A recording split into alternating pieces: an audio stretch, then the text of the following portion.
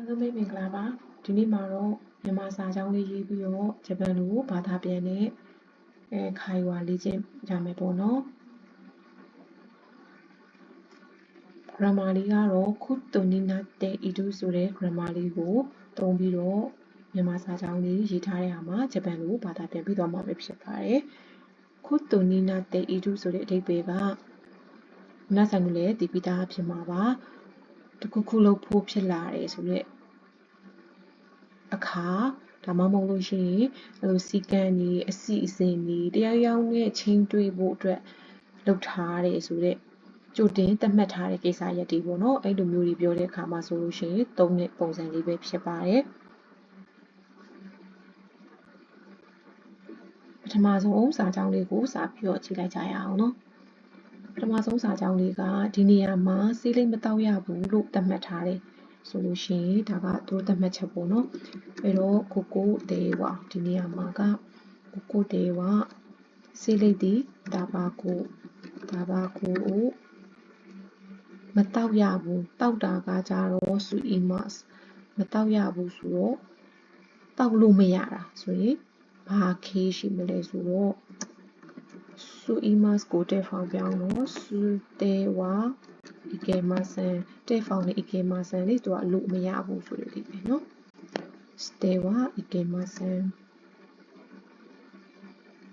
အဲ့ဒါကိုမှတော့ဘာနဲ့တွဲချင်တာလဲဆိုလို့ရှိရင်ခုတ်တူနီနာတဲ့ယူနဲ့တွဲမှာဆိုတဲ့အတွက်စတေဝါอีเกมาซันလို့တွားရေးလို့မရဘူးစတေဝါอีเกနိုင်ခုတ်တူနီနာတဲ့ယူဆိုပြီးဖြစ်သွားပါမယ်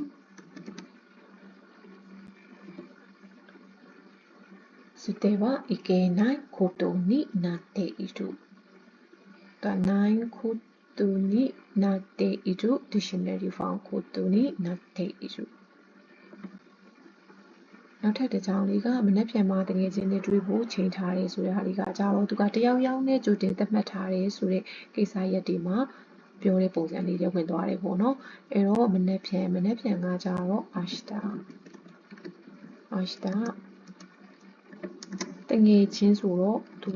မိုဒါချီနဲ့သူကလေတွေးဖို့ချိန်ထားတာဖြစ်တဲ့အတွက်အဲ့ဒီမှာဒီတို့တုံးလို့မရအောင်နိဒူမိုဒါချီနိတွေးဖို့ဆိုတော့အာဟုဖို့ရှိတယ်ခိုးတူနိနာတဲ့ယူကောမခိုးတူနိ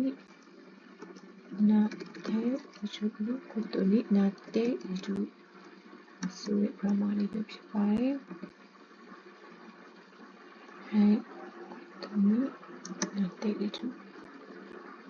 အစည်းအဝေးမှာကျွန်တော်ကရှင်းပြရမှာဖြစ်တယ်ပေါ့နော်သူကရှင်းပြရမှာဆိုရင်တော့ရှင်းပြဖို့အတွက်တာဝန်ပေးခံထားရတာဒါဒီသူ့ဘာသူလုပ်ထားတာမဟုတ်ဘူးเนาะ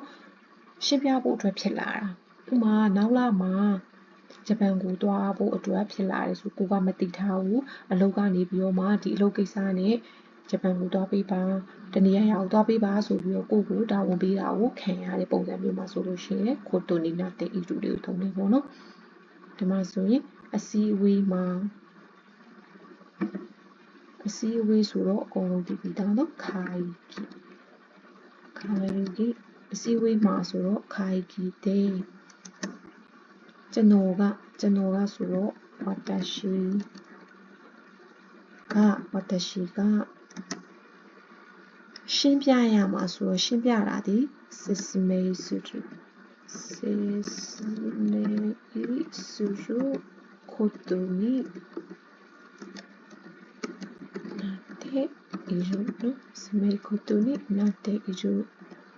ဆိုတဲ့ပုံစံမျိုးလေးပဲဖြစ်ပါတယ်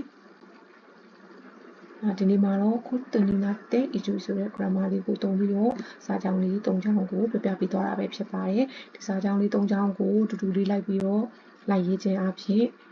grammar လေးလည်းမှတ်မိသွားမယ်ခုတုပါလေးလည်းရှာသွားမယ်လို့ထင်ပါတယ်နောက်ထပ် video လေးတွေမှာပြန်ဆောင်ကြမယ်နော်